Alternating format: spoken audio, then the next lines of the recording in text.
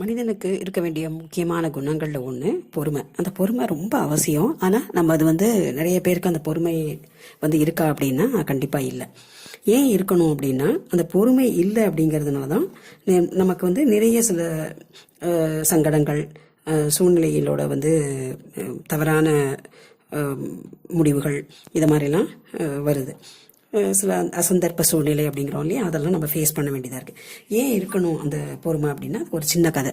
ஒரு பாம்பு ஒரு தச்சு வேலை செய்கிற இடத்துக்குள்ளே நுழைஞ்சிருச்சு. எல்லாருக்குமே தெரியும், அந்த தச்சு வேலை செய்கிற இடத்துல ஒரு ரம்பம் அப்படின்னு சொல்லுவாங்க இல்லையா, அந்த கூரிய பற்கள் இருக்கும், அந்த மரம் இதெல்லாம் அறுக்கிறதுக்கு அது இருக்குது. இது என்ன பண்ணுது, ரொம்ப வேகமாக போனதில் அதோட அந்த பற்கள் இருக்கு இல்லையா, அதில் போய் தன்னோட வாலில் பட்டு ரத்தம் வர ஆரம்பிக்குது.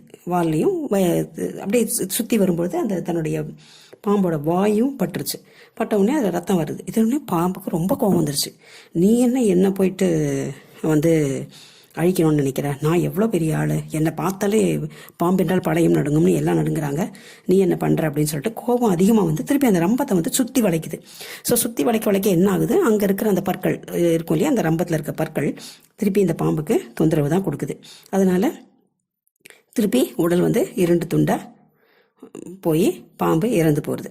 இது போல தான் மனிதர்களாக நாம் கோபத்தில் என்ன செய்கிறோம் அப்படின்னு யோசிக்காமல், நம்ம செய்கிற தவறுகளை உணராமல் தடுமாறி நிதானம் இழந்து நிறைய வார்த்தைகள், தவறான வார்த்தைகள் பயன்படுத்தி அந்த கோபத்தின் உச்ச நிலைக்கு போய் சில நேரங்களில் இதனால் உறவு, உடல், வாழ்க்கை எல்லாத்தையும் இழந்து நிற்கிற நிலைமை ஏற்படுது.